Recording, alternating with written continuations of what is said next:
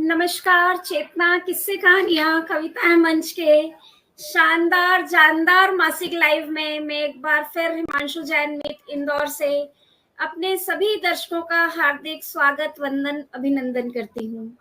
और इससे पहले कि हम आगे बढ़े, मैं आज की अपनी होस्ट के साथ में एक अपनी गेस्ट का भी स्वागत करती हूँ। हम मिलने जा रहे हैं आज। हम एज अ गेस्ट हमारे साथ आएंगी गुलाबी नगरी जयपुर राजस्थान से शिल्पा मेहता जी। नमस्कार हिमांशु जी और सारे दर्शकों को मेरा नमस्कार। और इससे पहले कि हम आगे बढ़े, मैं आपको बता दूं कि हर माह हम एक यादों का सुहाना सफर तय करते हैं जिसमें चर्चित हस्तियों के बारे में हम बातें करते हैं। उनकी जीवन यात्रा को हम अपने इस प्रोग्राम में अपने दर्शकों के सामने लेकर आते हैं। तो चलिए फिर से आज रुख करते हैं उसी सुहाने सफर का जिसका नाम है यादों की रहगुजर। तो यादों की रहगुजर का ये एपिसोड, जैसे पिछली बार हमने फिल्मी हस्ती थी, गीतकार थी, महिला गीतकार के बारे में बात करी, अन्विता दत्त जी के बारे में, तो आज हम कहीं ना कहीं उसी श्रृंखला को आगे बढ़ाते हैं और आज हम लाए हैं फिल्मी दुनिया से ही एक बहुत ही मशहूर पॉप सिंगर की बातें लेकर। और उनका नाम बताने से पहले मैं उनकी दो लाइनें उनके गीत की पढ़ना चाहूंगी और मुझे बिल्कुल विश्वास है कि हमारे साथी, हमारे सारे दर्शक इस गीत से ही समझ जाएंगे कि हम किसके बारे में बात कर रहे हैं। तो मैं वही दो लाइनें देती हूँ जो उनका अपने आप में स्वयं ही परिचय है। हो आप जैसा कोई मेरी जिंदगी में आए तो बात बन जाए, हाँ हाँ बात बन जाए। मेरा बहुत ही पसंदीदा गीत और इसकी गायिका है नाजिया हसन जी, जिन्होंने बहुत सुंदर सुंदर पॉप सिंगिंग में गाने गाए हैं और अपना एक बहुत ही अलग मकाम फिल्मी दुनिया में बनाया। तो चलिए आज के कार्यक्रम की हम शुरुआत करते हैं और पारंपरिक रूप से फिर पहले प्रश्न के रूप में हम नाजिया जी की परिवार के बारे में, उनके फैमिली बैकग्राउंड के बारे में शिल्पा जी के सामने प्रश्न रखते हैं और चाहेंगे कि आप उनकी फैमिली के बारे में हमारे दर्शकों के साथ साझा करें। बिल्कुल। तो आज हम बात करने वाले हैं नाजिया हसन। मेरे ख्याल से ये नाम जो है सबकी जुबान पर है और बिल्कुल उसी गीत की वजह से जो अभी अभी हिमांशु जी ने गुनगुनाया। नाजिया हसन का जन्म पाकिस्तान में हुआ था। वो एक बहुत ही मशहूर गीतकार, गायिका, वकील, सामाजिक कार्यकर्ता और उनको पाकिस्तान की सबसे प्रभावशाली गायिकाओं में माना जाता है। उनका जन्म कराची में हुआ था 3 अप्रैल 1965 को और इनके पिता बहुत ही नामी बिजनेसमैन थे, बासिर हसन, और इनकी जो माँ है वो एक सोशल वर्कर थी, मुनीजा बसीर। इनका एक भाई है जिसका नाम है जोहेब हसन। और कराची में जन्म लेने के बाद इनकी पढ़ाई और इनकी परवरिश वो लंदन में ही हुई थी।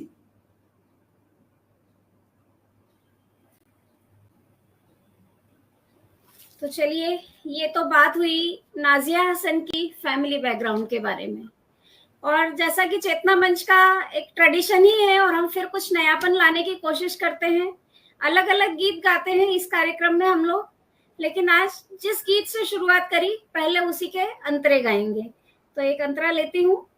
गुल को बहार, बहार को चमन, दिल को दिल, बदन को बदन, हर किसी को चाहिए तन का मिलन, काश मुझ पर ऐसा दिल आपका भी आए, हो बात बन जाए, आहा बात बन जाए। तो चलिए फैमिली बैकग्राउंड के बाद आगे बढ़ते हैं और एक नया प्रश्न लेकर के आते हैं कि उनके फिल्मी करियर की शुरुआत कैसे हुई। बिल्कुल। तो नाजिया हसन की माँ मुनीजा और जीनत अमान, वो दोनों बहुत ही अच्छी दोस्त थी। और एक दिन जब जीनत अमान उनके घर लंदन में पहुंची तो उनकी नजर वहां कमरे में रखे हुए एक गिटार पर पड़ी। तो उन्होंने पूछा कि ये गिटार कौन बजाता है। तो मुनीरा ने बताया कि उनके जो दोनों बच्चे हैं उन्हें म्यूजिक का बहुत शौक है।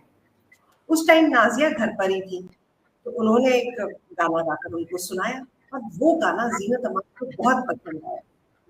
बातचीत वगैरह हुई और फिर जीनत अमान अपने घर चली गई।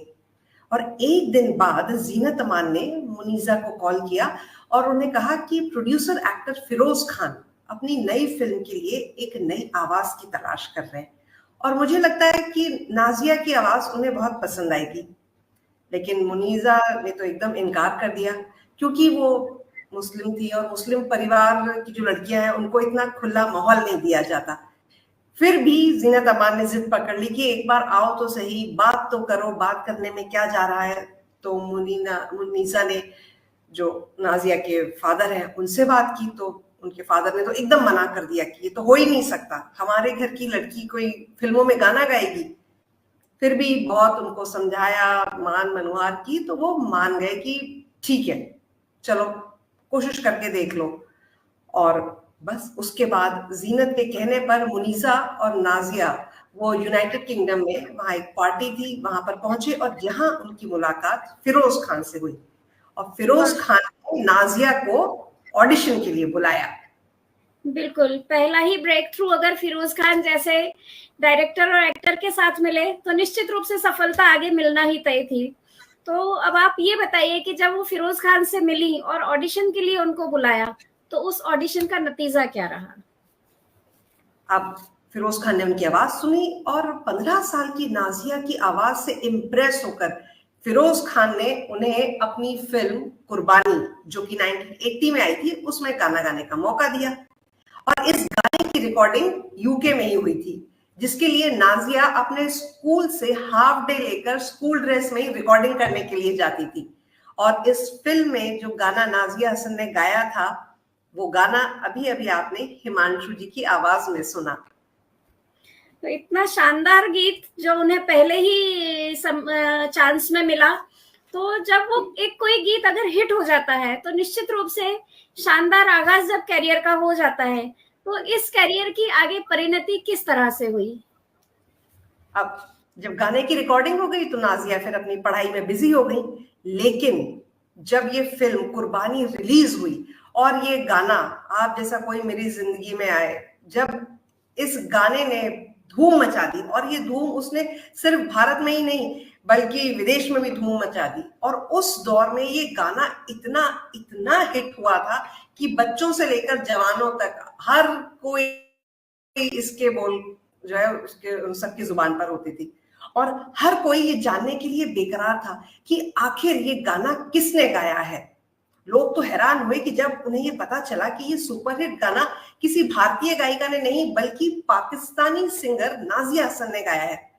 और यहां तक तो ठीक था, लेकिन लोग और भी ज्यादा हैरान हुए कि जब उन्हें ये पता चला कि नाजिया हसन महज 15 साल की है।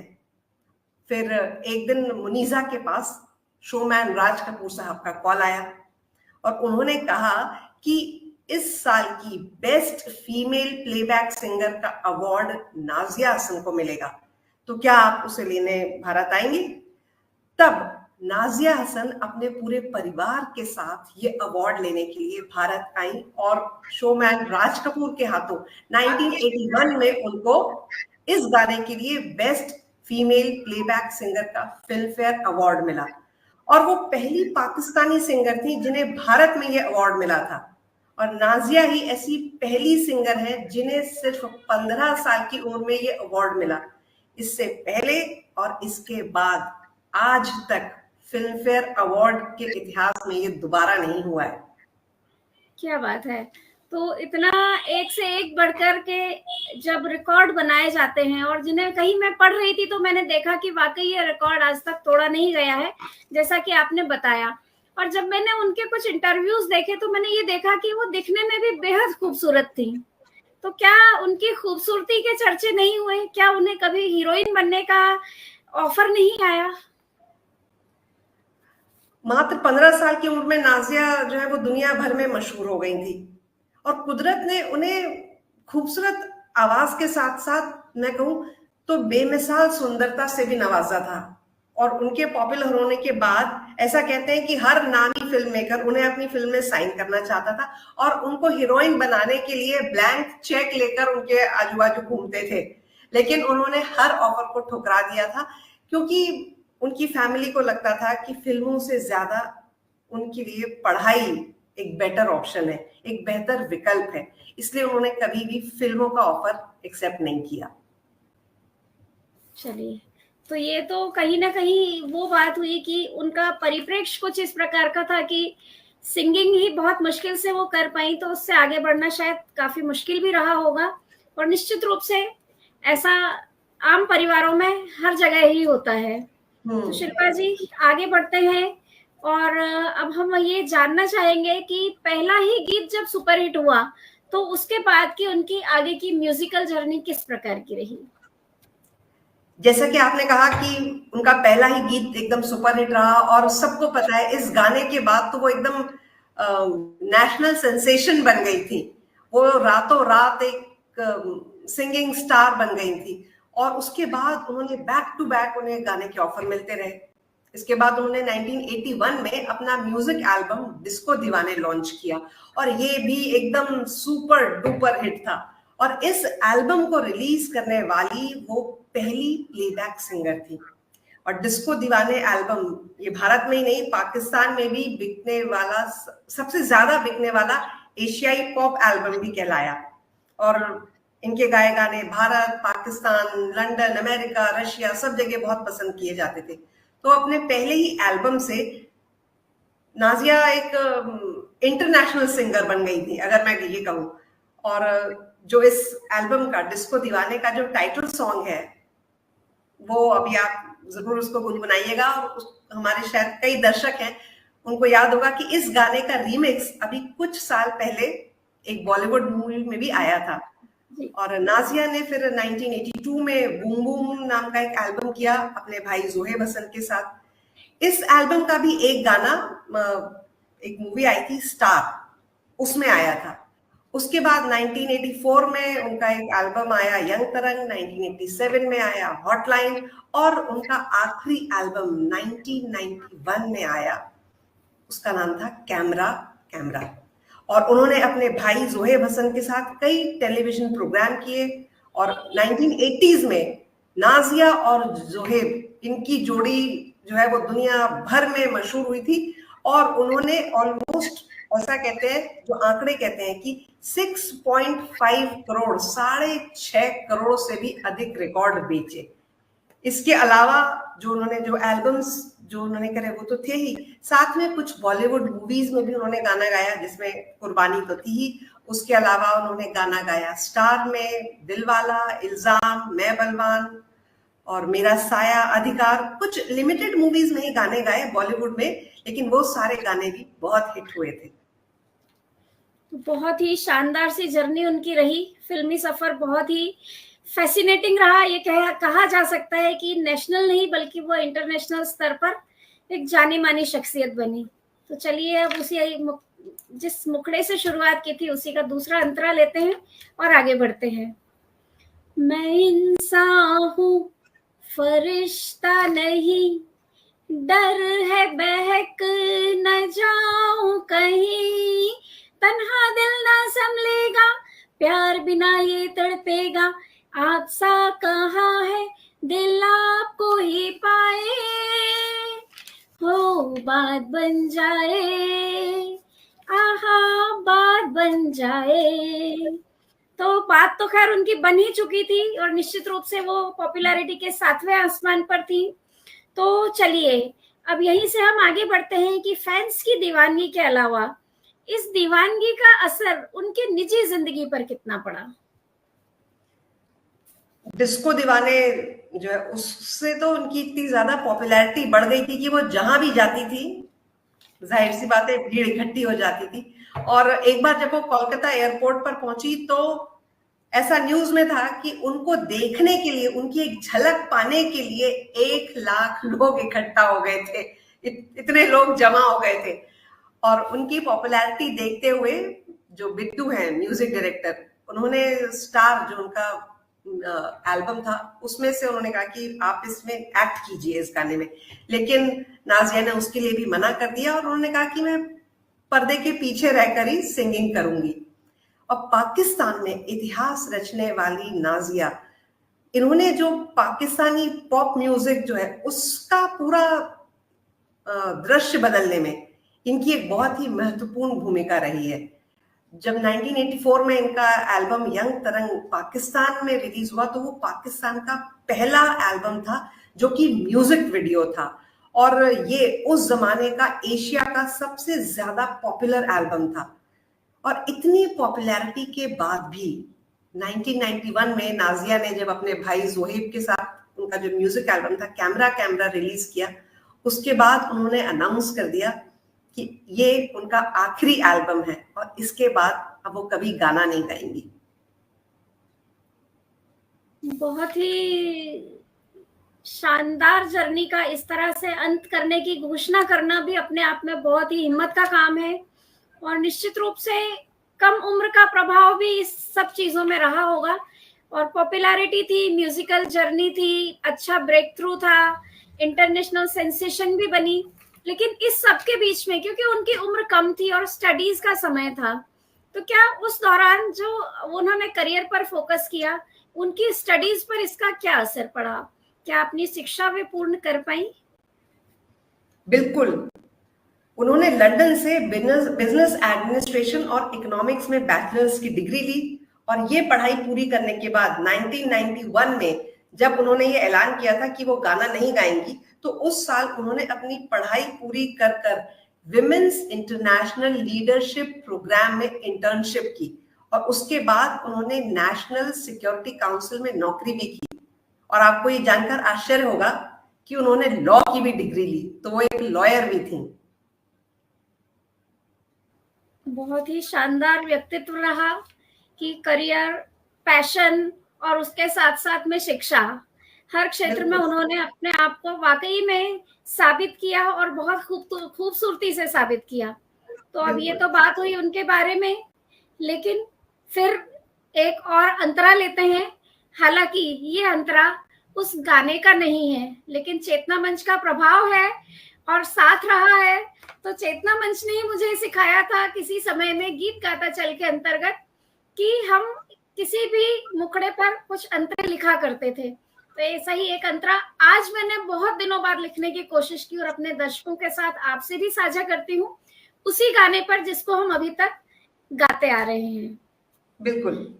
कांटे भी गुलिस्तान नहीं, चल के कदम न बह के कहीं, लम्हा लम्हा बीतेगा, साथ नहीं ये छूटेगा, थाम ले मुझे तू, दिल मेरा ये चाहे, हो बात बन जाए, आहा बात बन जाए। तो ये तो वो बनी हुई बात जिसको हमने तोड़ मरोड़ के पेश करने की कोशिश की है।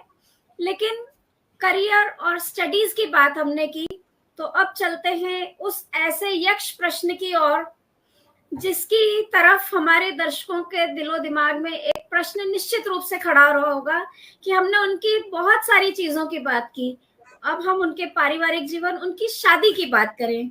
तो आप हमें बताएं कि उनकी शादी कब, कहाँ, कैसे और किसके साथ हुई? पहले तो आपने बहुत ही खूबसूरत जो अंदाज में गाया, तो वो तोड़ मरोड़ कर नहीं, आपने उसको बहुत ही खूबसूरती से पेश किया, बहुत ही बढ़िया। तो जिस नाजिया की आवाज की दुनिया दीवानी थी, लोग इतना उनको चाहते थे, लेकिन बड़ा ही दुख है, बड़ा ही अफसोस है कि उनकी जो निजी जिंदगी थी वो बहुत ही दर्दनाक थी। पढ़ाई पूरी करी उन्होंने और 1995 में उनकी शादी हो गई कराची के ही एक बिजनेसमैन इश्तियाक बेग से, और वैसे ये अरेंज्ड मैरिज थी। और 1997 में इनका एक बेटा भी हुआ जिसका नाम इन्होंने अरेज रखा। और बेटा पैदा होने के बाद से ही नाजिया हसन और उनके हस्बैंड के बीच में बहुत अनबन शुरू हो गई, और इसके दो कारण बताए गए। एक तो पहला कारण था कि उनके हस्बैंड का किसी एक पाकिस्तानी एक्ट्रेस से अफेयर, और दूसरा कि इश्तियाक की पहले 2 शादियां हो चुकी थी और ये बात नाजिया के परिवार वालों से छुपाई गई थी। और जब बाद में ये बात पता चली तो जब नाजिया ने एतराज किया, उसके बाद उनके पति ने उनके साथ में मारपीट शुरू कर दी। उन्होंने कभी भी इस बात का जिक्र नहीं किया, लेकिन पति से मारपीट और जो उनके जुल्मों के बारे में नाजिया ने पहली बार 2000 में एक इंटरव्यू में बताया।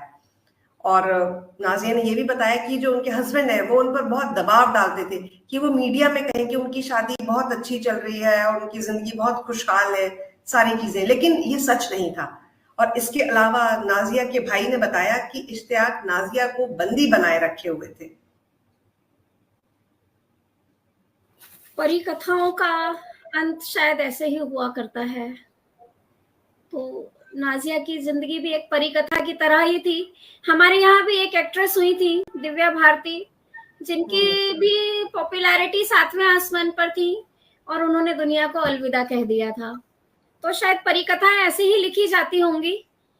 तो चलिए, जिस हालात में वो थी, मुझे लगता है कि ये जीवन के अंत की शुरुआत थी उनके। तो अब हम ये जानना चाहेंगे कि उनकी मृत्यु किस प्रकार से हुई और किन हालातों में हुई। इतना उनका जो करियर था, सिंगिंग सेंसेशन थी, एकदम टॉप पर थी। पढ़ाई भी आपने देखा, उन्होंने इतनी शिक्षा प्राप्त की, लेकिन शादी के बाद शायद उनके हालात एकदम बदल गए। पति के धोखे, मारपीट, तनाव और इन सब का असर अल्टीमेटली उनकी हेल्थ पर पड़ा और उन्हें कैंसर हो गया। और जब नाजिया को कैंसर हुआ तो उनके पति ने उनके इलाज का खर्च उठाने से भी इनकार कर दिया और फिर अपने पति से परेशान होकर 2000 में उन्होंने अपने पति से तलाक ले लिया। और तलाक लेने के बाद वो अपने घर वालों के साथ रहने लगी और उनके घर वालों ने ही उनका ट्रीटमेंट कराया। लंदन में ही उनका ट्रीटमेंट हुआ और नाजिया की 5 कीमोथेरेपी हुई। और 10 अगस्त 2000 को नाजिया की हालत थोड़ी बिगड़ने लगी और उन्हें लंदन के नॉर्थ लंदन हॉस्पिटल में एडमिट किया गया।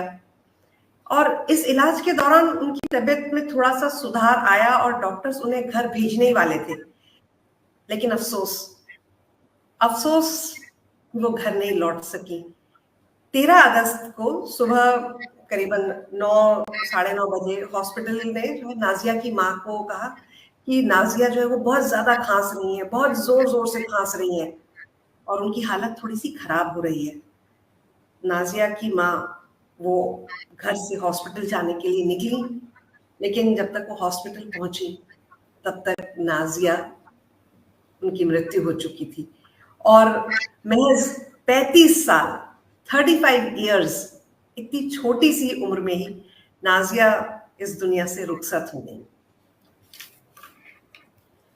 बहुत ही दर्दनाक अंत, बहुत ही खूबसूरत गायिका का, जिन्होंने हमें इतने सुंदर से गीत दिए कि जिनको भले ही वो दैहिक रूप से हमारे बीच में ना हो, लेकिन अपनी प्रतिभा के दम पर वो आज भी है और आगे भी सदा ही लोगों के जहन में हमेशा जिंदा रहेंगी अपने गीतों के माध्यम से। तो चलिए, ये तो बात हुई उनकी लाइफ टू डेथ जर्नी के बारे में, लेकिन शिल्पा जी, क्या ऐसा भी कुछ है उनके जीवन में जो कुछ विशेष हो और आप हमारे दर्शकों से साझा करना चाहें? बिल्कुल, इतनी मतलब एजुकेटेड और इतनी खूबसूरत गायिका, गीतकार, और वो दिल की इतनी साफ, इतनी सच्ची थी कि अपनी वो जो कमाई है उसका काफी बड़ा हिस्सा वो जरूरतमंद बच्चों को दान कर देती थी। और ये वो कराची के बच्चों के लिए दान करती थी। और आपको ये जानकर हैरानी होगी कि उनकी तुलना प्रिंसेस डायना से की जाती थी। और इसके अलावा वो फंड इकट्ठा करने के लिए कई कॉन्सर्ट भी करती थी।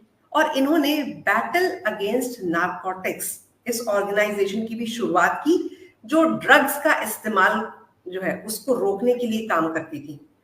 उन्होंने पाकिस्तान के पूर्व इंफॉर्मेशन मिनिस्टर के साथ फंड जुटाने का भी काम किया। नाजिया अक्सर स्कूल में जाकर बच्चों को खिलौने बांटा करती थी और वो अपना बर्थडे इसी तरह से मनाती थी। कितना खूबसूरत अंदाज था बर्थडे मनाने का।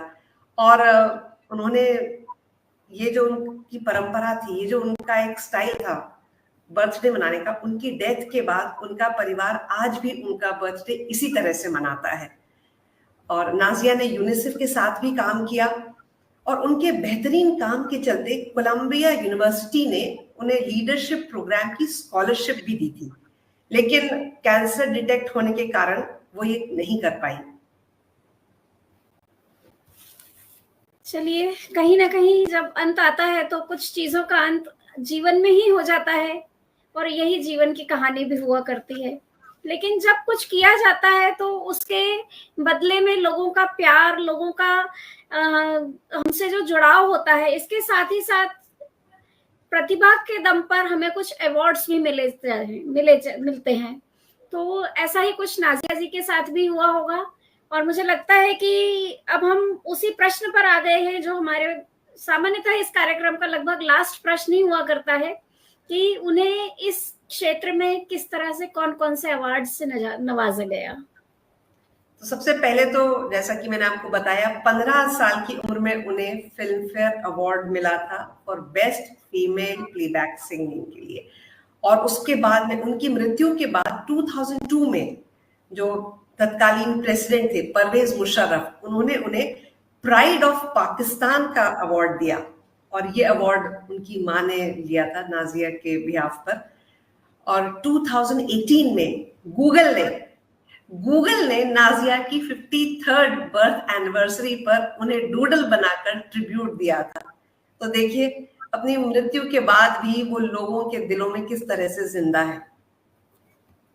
लेकिन वो कहते हैं ना कि सबको सब कुछ नहीं मिलता, और शायद ऐसा ही नाजिया हसन के साथ भी हुआ। इन्हें इतनी बेमिसाल खूबसूरती, इतनी मखमली आवाज मिली, लेकिन इसको जीने के लिए उम्र नहीं मिली।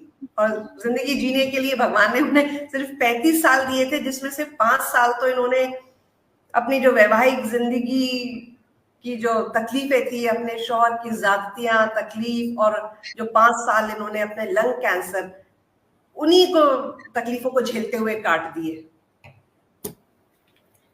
चलिए, बहुत ही खूबसूरत सी जानकारी नाजिया हसन के बारे में आज शिल्पा मेहता जी हमारे बीच में लेकर के आई, और यहीं पे हम अपने कार्यक्रम के समापन की ओर बढ़ गए हैं। और शिल्पा जी का मैं तहे दिल से आभार व्यक्त करती हूँ कि वे इस कार्यक्रम के लिए अपने बहुत बिजी शेड्यूल में से बहुत सा समय निकालकर, बहुत सी तैयारी के बाद हम सबसे जुड़ी, और बहुत ही शानदार तरीके से उन्होंने ये जानकारी हमारे दर्शकों के साथ साझा की। साथ ही मैं अपने उन दर्शकों का भी तहे दिल से शुक्रिया अदा करती हूँ जो कार्यक्रम की शुरुआत से ही हमारे साथ जुड़े हुए हैं। मैं हिमांशु सक्सेना, अर्श लखनवी जी को देख रही हूँ, राजेंद्र परिहार जी को देख रही हूँ, मीना माहेश्वरी जी हमारे साथ हैं, और श्वेता श्रीवास्तव जी हमारे साथ जुड़ी हुई हैं लगातार। लव स्क्रीन के नाम से एक आईडी है, मेरे ख्याल से शायद रीमा प्रतिहारी जी की है, जहां तक मुझे याद पड़ता है, तो वो भी हमसे जुड़ी हुई हैं। और काफी सारे दर्शक हमसे जुड़े हुए हैं, निमिषा गोस्वामी जी हमसे जुड़ी हुई हैं। तो इस तरह से बहुत से दर्शक हमसे लगातार जुड़े हुए हैं। मैं आप सभी का तहे दिल से शुक्रिया अदा करती हूँ कि आपने यादों के रह गुजर को अपना प्यार दिया, अपनी शुभकामनाएं दी, और लगातार हमारे साथ हर महीने बने रहते हैं, इस कार्यक्रम को देखते हैं, और अपनी खूबसूरत कमेंट्स के माध्यम से हमारा उत्साहवर्धन भी करते हैं। साथ ही मंच की तरफ से मैं ये जानकारी भी देना चाहती हूँ कि यदि आप में से कोई भी इस कार्यक्रम से एज अ होस्ट या एज अ गेस्ट जुड़ना चाहता है, तो चेतना मंच के मैसेंजर पर आप चेतना मंच से कांटेक्ट कर सकते हैं, और उनके द्वारा आपको सारी जानकारी आगे के लिए प्रदान की जाएगी। तो चलिए, बहुत ही खूबसूरत कार्यक्रम का अंत करते हैं, और फिर आगे हम फिर से मिलेंगे अपने दर्शकों से यादों के रह गुजर के नए कारवां के साथ। तो बहुत ही धन्यवाद के साथ मैं शिल्पा जी को नमस्कार करती हूँ, और अपने सभी दर्शकों का हार्दिक धन्यवाद व्यक्त करते हुए कार्यक्रम का समापन करती हूँ। बहुत बहुत धन्यवाद हिमांशु जी आपका इस खूबसूरत कार्यक्रम का संचालन करने के लिए। और मैं धन्यवाद करना चाहूंगी चेतना मंच का, जिन्होंने मुझे आज फिर इस मंच पर आमंत्रित किया। और नाजिया हसन भले ही आज हमारे बीच में नहीं है, लेकिन उनके गाए हुए गाने आज भी हमारे दिलों पर राज करते हैं, और उनके गाने आज भी हमारे जहन में हैं। तो बस इसी तरह से गीत सुनते रहिए, मुस्कुराते रहिए, और बहुत बहुत धन्यवाद। नमस्कार।